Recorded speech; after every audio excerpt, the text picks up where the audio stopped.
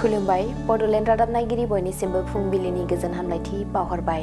दिनै 29 जानुवारि 2025 इं मायथाइनि सानसेनि फानजामुथियाव थानाय राशिफोरखौ फरायथिनो लाबाय। मेष राशि गोसोनि साननायखौ बुंनानै लानो हागोन, गावनि थांखियाव सहैनो हागोन, साना गोजोनै बारलांगोन। वृष राशि रांखावरिनि आंखाल नुजाथिनो हागौ, देहा सावस्रिया जेंना नुजाथिगोन, साननाय लुबैनाया फैमाल जागोन। मिथुन राशि गावनि थांखियाव फेलें जागोन, गिदिर सुबुंफोरनि नेवसिनाय मोनगोन, बिमा बिफानि साननायाव हेंथा फैनो हागौ। कर्कट राशि रांखावरि आरजिनायनि थाखाय गाहाम सान, नखराव रंजाखांनायनि सम फैगोन, बिसि फिसायनि गेजेराव गोरोबलायनानै अनलायनाया बांगोन। सिंह राशि गोजोन गैयै सान, नखर संसाराव अर जोंगोन, गुबुन सुबुंनि बोसोनखौ मानिनानै सोलिनाया गाहाम। कन्या राशि फालांगिरिफोरा गोबां मुलाम्फा जासिगोन, रां दाहार जोबस्रांगोन, गोजान लामा दावबायनायनिफ्राय गोजानाव थानाया मोजां। तुला राशि गाज्रि सान, बिमा बिफानि सिमांखौ मोगथाङाव जाफुंहोनो हानाय नङा, गावनि गोसोखौ गोरा खालामनानै हान्थियोब्ला मोजांसिन जागोन।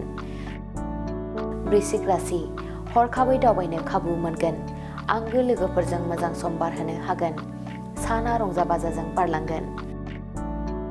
धनु राशि साना उसुखुथुजों बारलांगोन, बिमा बिफाखौ गोसोखांगोन, गोसोखौ हमथानानै थानो हानांगोन। मकर राशि उसुखुथु थाथिर हायै जागोन, गोसोनि खोथाखौ बुंफ्रुनानै लानो हानाय नङा, जेंना गोनां सान। कुम्भ राशि आखायाव मोजां खामानि फैनाया गोमानो हागौ, मोननो गोनां रां रुफाखौ थगायजागोन, साना गाज्रियै बारलांगोन। मीन राशि आंगो लोगोजों थगायजानो हागौ, रां रुफा खहा जासिगोन, सानै हयै सोलिनाया गाहाम।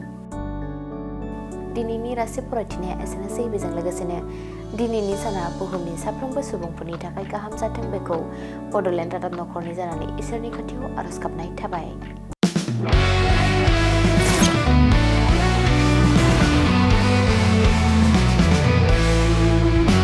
नोंथांनि जिउआव जायखिजाया खामानियावनो हेंथा नुजाथिदों नामा? गोब्राब नाजासेयावबो जिउआव जाफुंसारनायखौ मोननो हायाखै नामा? जुदि नोंथाङा बेफोर बायदि जेंनाफोरजों मोगा-मोगि जानांदोंब्ला बे खेबनिफ्राय जिंगासिनांगौ गैलिया।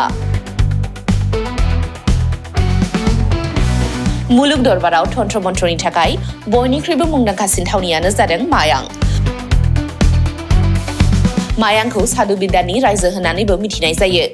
बे मायांनिफ्रायनो तान्त्रिकनि सोलोंथाइ लानानै फैदों मुंदांखा रबि कबिराजआ। बिथांनिफ्राय नोंथाङा नोंथांनि जिउनि गासिबो रोखोमनि जेंना जेंसिफोरखौ सुस्रांनानै लानो हागोन। बिसि फिसायनि गेजेराव जेंना, गोसो थोनाया गारनानै थाङोब्ला लाबोफिननाय, जुलिनि जेंना, साख्रि मोननो हायै, हा-हु, धोन सम्पथिनि जेंना, बायदि बायदि जेंनानिफ्राय उदां जानो एबा सुस्रांनानै लानो थाखाय नोंथाङा दिनैनो दानो जगाजग खालामनो हागोन रबि कबिराजखौ। रबि कबिराजखौ जगाजग खालामनो थाखाय मबाइल नाम्बार 7099193841 एबा 7086047381 आव कल खालामनो हागोन।